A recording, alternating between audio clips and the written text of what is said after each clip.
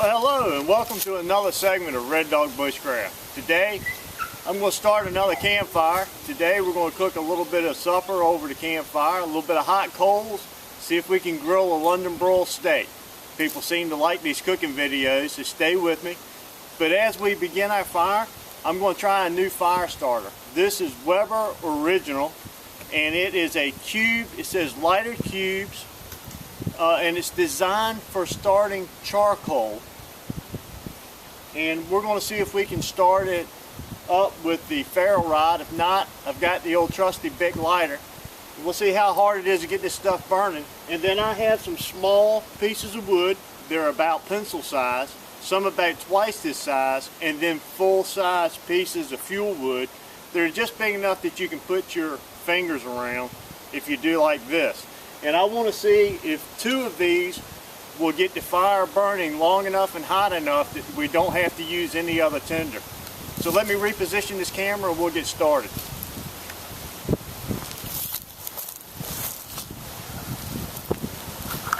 Bring you right over here on top of where I'm at. And I'll try to stay out of the way and we'll see what we can do here.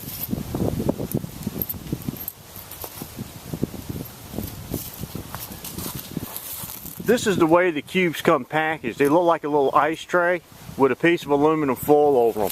I've taken them and broken them down into 2 cubes per bag and put them in small bags that I have vacuum sealed. I'm trying to keep them fresh. Well, first strike. All right. I said we're going to use 2. So here's our second one.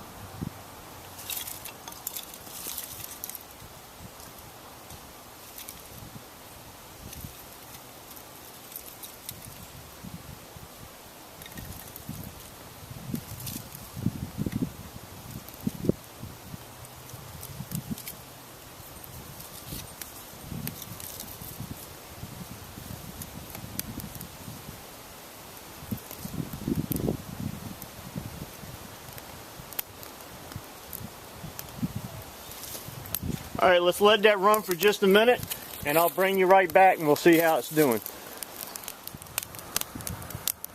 Okay, my fire's burning good, so I'm going to go ahead and start adding some fuel wood to this thing. A little bit of oak.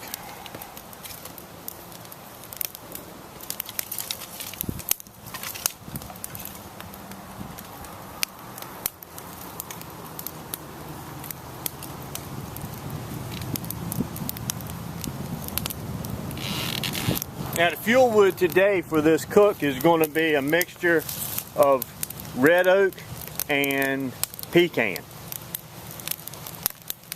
We'll let that catch up, and once again I'll bring you right back when it's time to add some of this larger wrist to forearm size fuel. It's pretty windy out here today. This is the first day after that northeaster went up the East Coast. The one that's plaguing New York and New Jersey so bad again. And we've got enough wind that it's really causing this fire to burn fast, but we're ready to start adding some fuel now.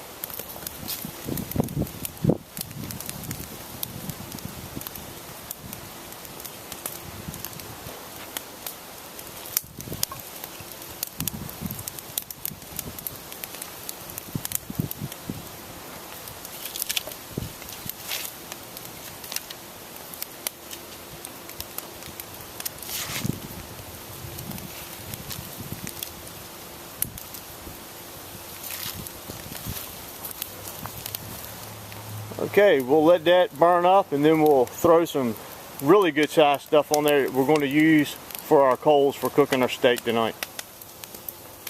Okay, as you can see, we've got plenty of fire going now. We can add any size fuel that we need as long as we keep enough small stuff on it to keep it going. Got a good bit of hot coals going. So the next step is going to be bring out the grate and start cooking.